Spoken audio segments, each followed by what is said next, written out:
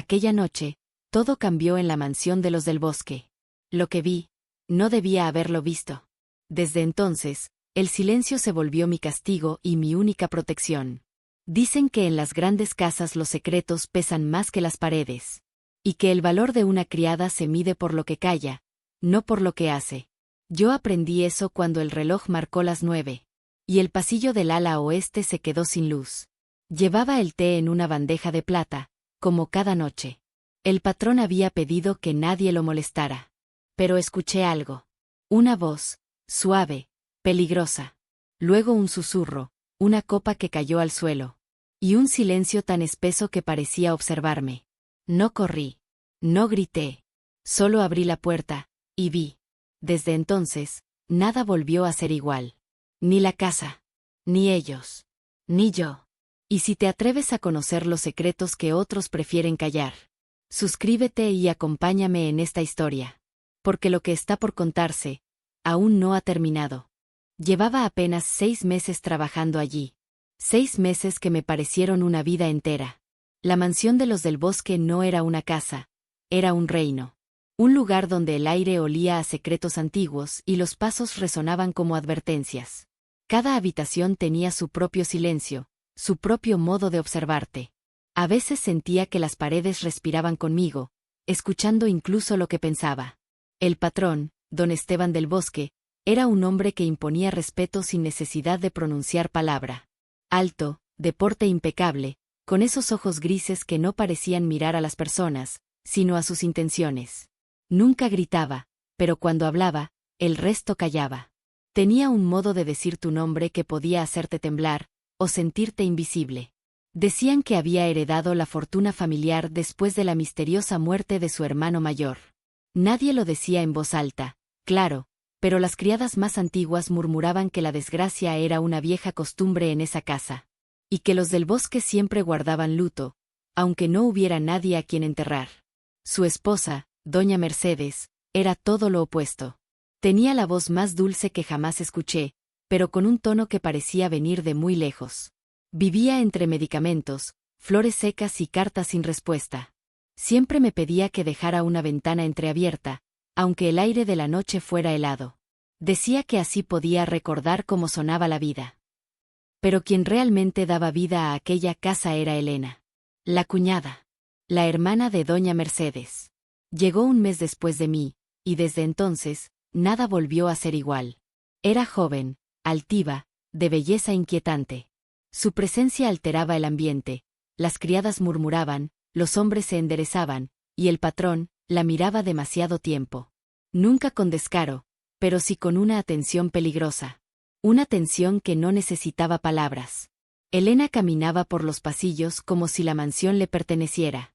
Su perfume se quedaba suspendido en el aire, una mezcla de jazmín y algo más oscuro, como humo o deseo. Era de esas mujeres que no piden permiso, simplemente entran, y el mundo les abre paso. Yo debía servirles el té cada noche, a las 9 en punto, en el salón rojo. Era la única rutina que no se rompía jamás. A esa hora, el resto del personal debía permanecer en la cocina. Nadie, absolutamente nadie, podía entrar en el salón durante esas reuniones familiares. Decían que el patrón no toleraba interrupciones. Pero yo sabía que había algo más. Los pasos, las risas ahogadas, los murmullos que salían de esa puerta cerrada con llave. Ningún té requería tanto secreto. Sin embargo, aquel martes, algo cambió. El día había comenzado distinto. El mayordomo, don Ramiro, había sido llamado a la ciudad y no regresaría hasta el amanecer. La señora Mercedes llevaba 3 días encerrada en su habitación, sin apetito ni fuerzas. Y Elena. Elena se paseaba por el jardín con un vestido rojo que no correspondía a una mujer de luto. Cuando el reloj marcó las 9, el patrón pidió que el té fuera llevado a su despacho, no al salón rojo como de costumbre. Una orden inusual, y peligrosa. Fui yo quien tuvo que llevar la bandeja. El pasillo estaba en penumbra, solo iluminado por la luz trémula de las velas. El suelo crujía con cada paso, y el aroma del té, jazmín y canela, parecía más fuerte que nunca. Al llegar frente a la puerta del despacho, escuché algo. Primero, un murmullo. Luego, una risa suave, femenina. Y enseguida, la voz del patrón, más baja, más cálida, distinta. Me quedé inmóvil, con la bandeja entre las manos. El corazón me golpeaba tan fuerte que sentí que el sonido del metal lo delataría. Quise retroceder, pero algo me detuvo. Una curiosidad que no supe contener, o tal vez una advertencia que llegó demasiado tarde. Porque aquella puerta ya no separaba a un patrón de su servidumbre, sino a una criada de un secreto que jamás debía descubrir. El pasillo del ala siempre me había dado escalofríos. Era largo, silencioso, con retratos de antepasados que parecían seguirte con la mirada. En invierno, las velas parpadeaban sin motivo, y el aire olía a humedad y a cosas que no debían contarse. Aún así, aquella noche me atreví a cruzarlo. El té humeaba en la bandeja, el reloj del vestíbulo marcaba las 9:15, y mi obligación era obedecer. Pero mientras avanzaba, sentí algo extraño, una corriente de aire helado que venía de una puerta entreabierta. La puerta del despacho del patrón. No debía estar abierta. Jamás lo estaba. Me detuve. Por un instante pensé que era un error, que quizá alguien había entrado a limpiar. Pero entonces escuché voces. Una de ellas era masculina, grave, contenida, con ese tono que don Esteban usaba cuando no quería ser escuchado. La otra, femenina, baja, temblorosa, casi un suspiro.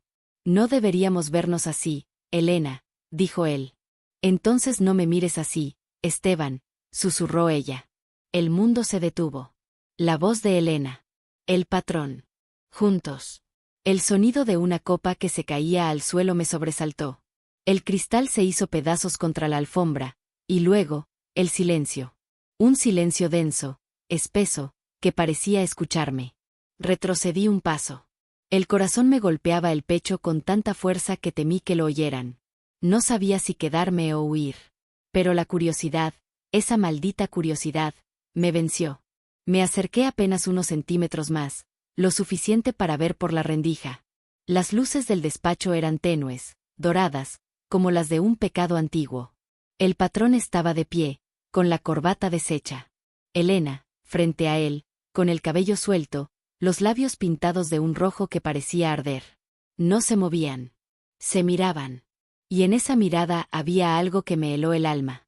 No era solo deseo. Era poder. Era peligro. No sé cuánto tiempo pasó. Solo recuerdo el crujido del suelo bajo mis pies. Un sonido mínimo, pero suficiente. La puerta se abrió de golpe. Y allí estaban los dos, mirándome. Elena no dijo nada al principio. Solo me observó, con esos ojos oscuros, tan serenos que dolían. El patrón, en cambio, se acercó despacio, como quien se acerca a un animal asustado. ¿Qué haces aquí, muchacha?, preguntó con voz grave. No supe qué responder. Las palabras se me atoraron en la garganta. Sentía el temblor en las manos, el calor del té derramándose sobre la bandeja. El té, señor, murmuré. Elena dio un paso adelante. Su perfume me envolvió, dulce y venenoso. Apoyó una mano en el hombro del patrón y dijo con calma. Déjala, Esteban. No dirá nada, ¿verdad? La miré. Y comprendí que no me estaba preguntando, me estaba advirtiendo. El patrón no habló más. Solo tomó la bandeja de mis manos y cerró la puerta con suavidad. El clic del cerrojo fue lo último que escuché antes de echar a andar. No corrí, pero cada paso me pesaba como si el suelo se hundiera. Sabía que no debía haber escuchado nada.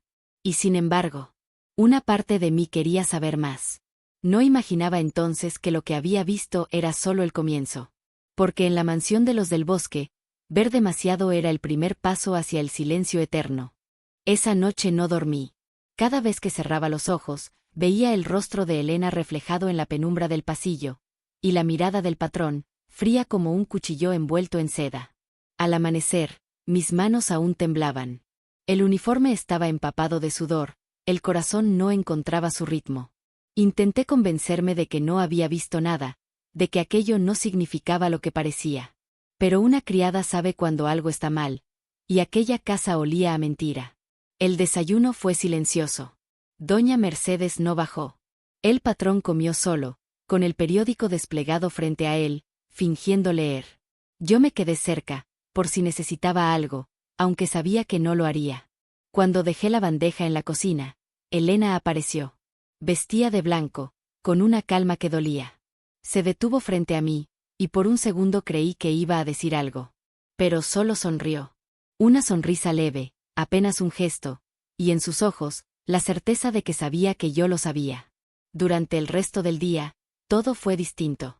Las otras criadas cuchicheaban, el mayordomo evitaba mirarme, y el patrón pasaba más tiempo en su despacho. Yo me movía por la casa como una sombra, tratando de no cruzarme con nadie. Pero por mucho que intentara esconderme, la sensación de peligro crecía. Esa noche, a la misma hora, el reloj volvió a marcar las 9. La señora Mercedes no pidió el té. El patrón tampoco. Sin embargo, al pasar frente al despacho, vi una rendija de luz. Otra vez. No me detuve. No quise escuchar. Pero entonces, una voz me llamó. Muchacha. Era él. Don Esteban. Estaba en el umbral de la puerta, con una copa en la mano y esa expresión impenetrable que lo hacía parecer una estatua. Entré. Obedecí. Elena estaba sentada junto a la chimenea, acariciando distraídamente el borde de una copa vacía. Me miró con ese gesto que no sabía si era ternura o amenaza. El patrón habló sin rodeos. Ayer viste algo que no debías. El silencio me pesó en el pecho. No, señor, solo escuché. No mientas. Su voz fue un filo. Elena se levantó, caminó hacia mí y colocó una mano en mi rostro. Sus dedos estaban fríos. No tienes por qué tener miedo, dijo. Aquí todos guardamos secretos, pero algunos se pagan mejor que otros. Sacó un pequeño sobre del bolsillo de su vestido y lo colocó sobre la bandeja. Dentro, billetes. Más dinero del que había ganado en toda mi vida. Por tu silencio. No supe qué decir. El patrón no apartaba la mirada de mí. Y si algún día decides hablar, añadió, recuerda que la gente curiosa suele tener accidentes en esta casa. Elena sonrió, casi compasiva. Tómalo como una lección, querida. Ver no siempre es un privilegio. Cuando salí del despacho, sentía que las paredes me observaban. El sobre pesaba más de lo que debía.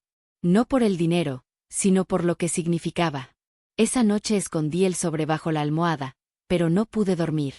El sonido del viento, los pasos en el pasillo, el crujido del piso, todo me parecía una advertencia. Comprendí entonces que en aquella mansión el silencio era una moneda. Y yo, ya había sido comprada. Los días siguientes fueron un eco del miedo. Todo parecía igual, pero nada lo era. El patrón me saludaba con una cortesía medida, casi distante, y Elena me observaba. Siempre con una sonrisa suave, como si quisiera recordar mi deuda sin pronunciarla. El sobre con dinero seguía escondido bajo mi colchón. Cada noche lo escuchaba crujir entre las sombras, recordándome lo que había aceptado. No podía gastarlo. No podía tocarlo. Era como una marca invisible, una señal que me ataba a su secreto. La casa entera parecía haber cambiado de ritmo. El aire era más pesado, los relojes más lentos. Doña Mercedes apenas salía de su habitación. A veces oía su tos desde el pasillo, una tos débil, húmeda, como si cada respiración le costara un pedazo de alma. Una tarde, Elena me llamó a sus aposentos. La encontré frente al espejo, peinando su cabello oscuro con un cepillo de plata. Sin mirarme, habló. Mi hermana está delicada. Necesitará una criada que la atienda más de cerca.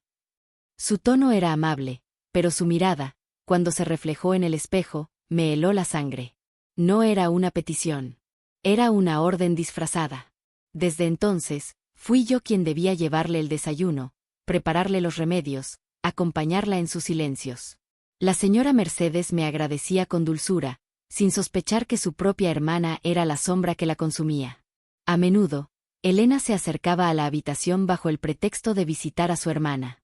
Yo bajaba la cabeza y me retiraba, como debía hacerlo. Pero más de una vez, al pasar por el pasillo, escuché voces, susurros, y el mismo tono suave que había oído aquella noche en el despacho. Una tarde, mientras ordenaba las flores de la habitación de la señora, encontré algo en su mesita de noche. Una pequeña botella, sin etiqueta. El líquido era transparente, con un aroma leve a almendra amarga. No tuve tiempo de pensar. La puerta se abrió, y Elena apareció. Sonrió con naturalidad, aunque sus ojos brillaban con una calma inquietante. «¿Qué haces, querida?», preguntó. «Solo cambiaba las flores, señora». Se acercó despacio, tomó la botella y la guardó en el bolsillo de su vestido. «Hay cosas que no deberías tocar», dijo. «Algunas son más frágiles de lo que parecen». Salió sin decir más, dejando tras de sí el olor a perfume y a peligro. Esa noche, la señora Mercedes empeoró. El médico vino 2 veces. Dijo que era agotamiento, que debía descansar. Pero yo sabía que no era solo eso. Había algo en sus ojos, algo que pedía ayuda sin palabras. Intenté no pensar, no imaginar. Él sobreseguía bajo mi colchón, recordándome que el silencio también es una decisión. Y que ya había tomado la mía. Pasaron los días. El patrón comenzó a ausentarse más. Elena tomaba decisiones en la casa, hablaba con los criados, firmaba papeles. Todo el mundo obedecía. Y yo servía el té cada noche, a las 9, aunque nadie lo bebiera. Hasta que una madrugada, mientras limpiaba el pasillo, escuché un gemido. Venía de la habitación de la señora Mercedes. Corrí. Cuando abrí la puerta, ella estaba recostada, pálida, con los labios entreabiertos. Sobre la mesa, la misma botella sin etiqueta, vacía. El silencio que siguió fue absoluto. Solo el reloj marcaba los segundos, uno por uno, como una sentencia. Y yo supe, sin necesitar palabras, que mi silencio había comprado algo más que mi lealtad. Había comprado una muerte. La mañana en que doña Mercedes murió, el cielo amaneció gris, como si la casa hubiera sabido lo que estaba por ocurrir. El aire olía a cera, a humedad y a flores marchitas. Desde temprano, el sonido de pasos nerviosos llenó los pasillos, y por primera vez en meses, el patrón levantó la voz. «Llamen al médico, rápido». Cuando llegué a la habitación, ya era tarde. Doña Mercedes yacía inmóvil, su piel pálida como la porcelana del jarrón que reposaba junto a su cama. Sus ojos estaban entreabiertos, mirando un punto invisible en el techo, como si hubiese visto algo, o a alguien. Elena lloraba en silencio, sentada al borde de la cama. Sus lágrimas eran perfectas, medidas, como si cada una hubiese sido ensayada. El patrón permanecía de pie, con los brazos cruzados, sin pronunciar palabra. Su rostro no mostraba dolor, sino algo más sutil, alivio. El médico llegó poco después. Examinó el cuerpo, suspiró, y dictó el veredicto que todos esperaban oír. «Ha sido el corazón». No podía resistir más. Todos asintieron, como si aquella explicación bastara. Nadie preguntó por la botella vacía. Nadie mencionó el olor dulce que aún flotaba en el aire. Pero yo sí lo noté. Y lo reconocí. Aquel aroma era el mismo que había sentido en mis manos días antes, cuando sostuve la botella sin etiqueta. Amargo. Lento. Irreversible. Elena me encontró horas después, mientras retiraba las sábanas de la cama. Llevaba un velo negro sobre los hombros, aunque el luto apenas le tocaba el rostro. «Triste, ¿verdad?», dijo con voz serena. «Mi pobre hermana, siempre tan débil». No supe qué responder. Ella se acercó más, tanto que pude ver su reflejo en mis propios ojos. «No cargues con culpas que no te pertenecen, querida. A veces la vida, simplemente se apaga». Su mano rozó mi mejilla. Fría. Inmóvil. Como si el gesto no fuera consuelo, sino advertencia. Esa noche, la mansión entera vistió de negro. Las velas ardían en cada esquina, las cortinas se cerraron, y el eco del reloj parecía marcar un luto que no acababa nunca. Los invitados llegaron con flores, con palabras vacías y sonrisas medidas. El patrón los recibía con elegancia, agradeciendo cada gesto con esa calma que siempre lo rodeaba. Yo servía café y dulces a los asistentes, fingiendo no escuchar sus murmullos. «Tan joven para morir. Dicen que estaba enferma desde hace tiempo. Qué devota es su hermana, siempre a su lado». Elena flotaba entre ellos, vestida de luto impecable, con un rosario en las manos y una mirada limpia.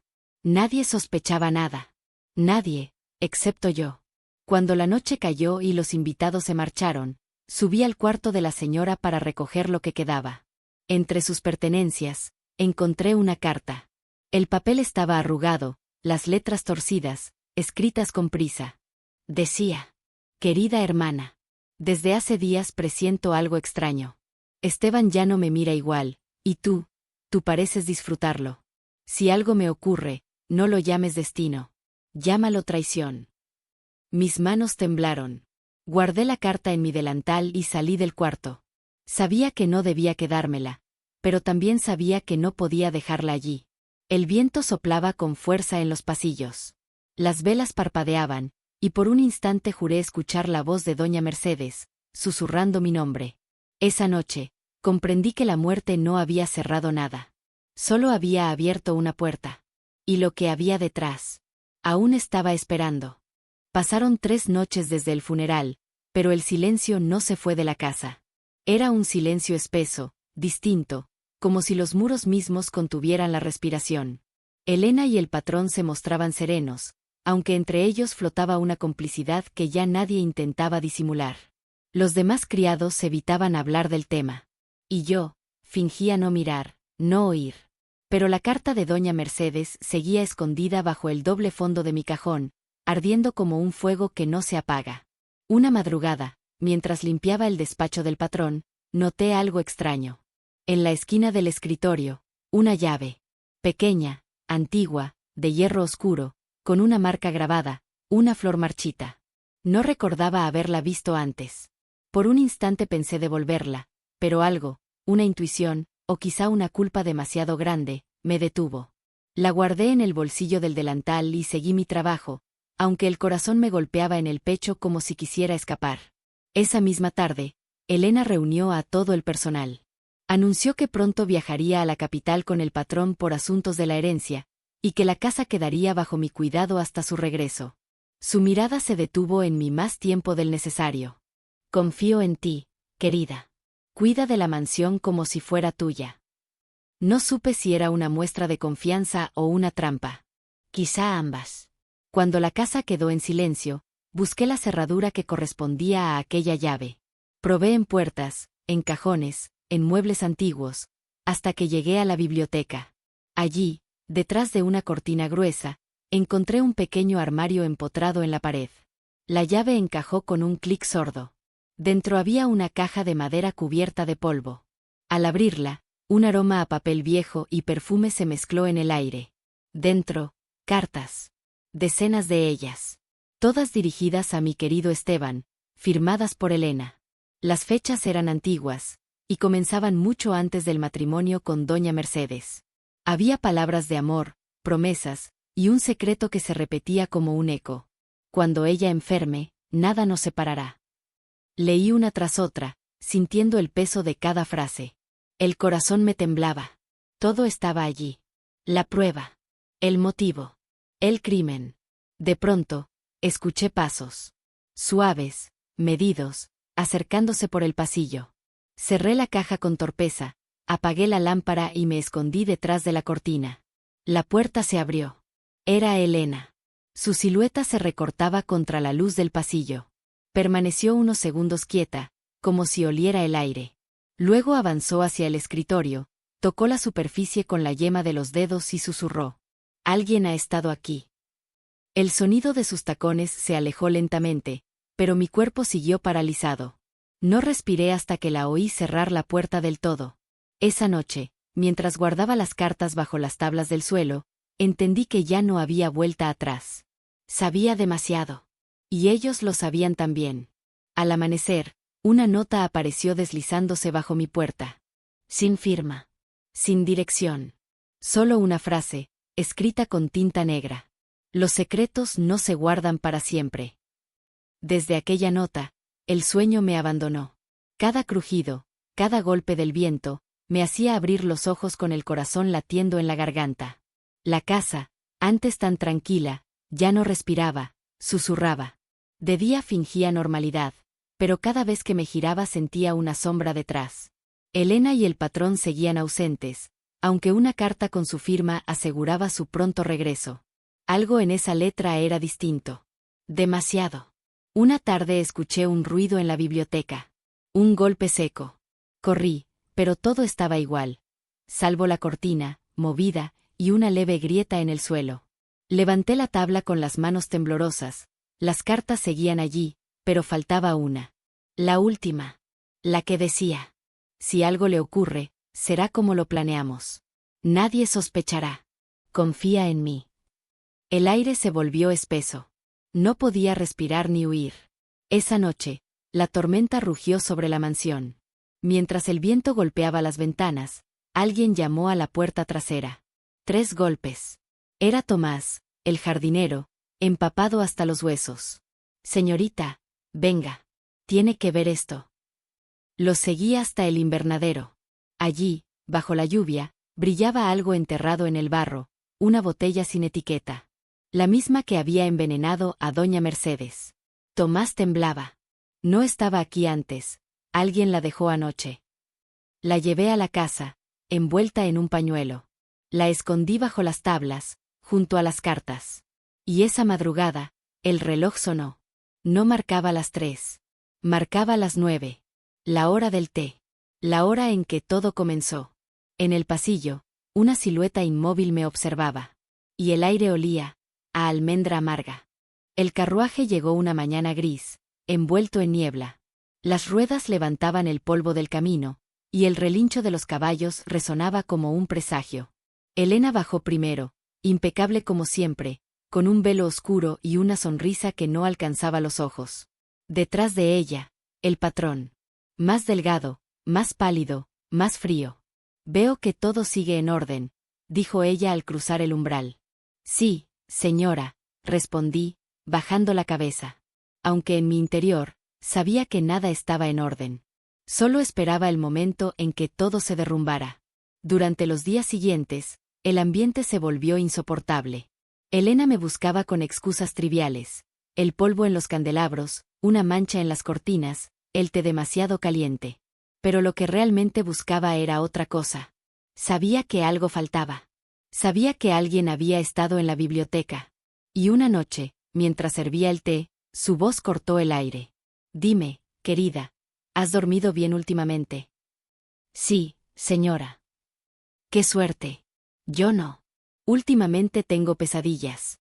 Sueño con personas que creen poder engañarme. Sus ojos se clavaron en los míos. Por un segundo, sentí que ya no hablaba en metáforas.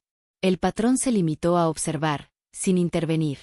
Sus manos temblaban apenas al sostener la taza, como si también guardara un secreto. Esa noche decidí que ya no podía callar. El silencio había matado a una inocente.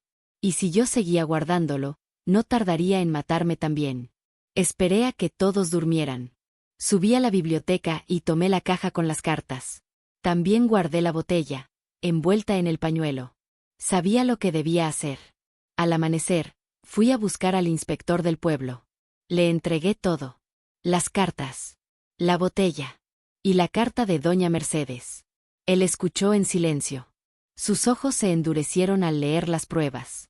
Prometió volver esa misma tarde, discretamente, con una orden.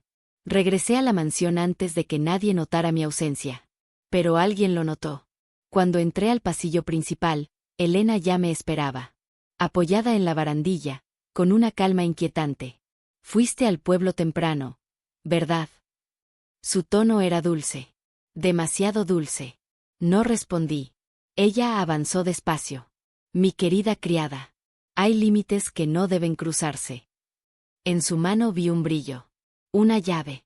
La misma con la flor marchita. Retrocedí, pero detrás de mí estaba el patrón. Su expresión era vacía, como si su voluntad ya no le perteneciera. Elena giró la cabeza hacia él. Esteban, querido, haz lo que debes. Pero algo en él se quebró. Dejó caer la llave al suelo.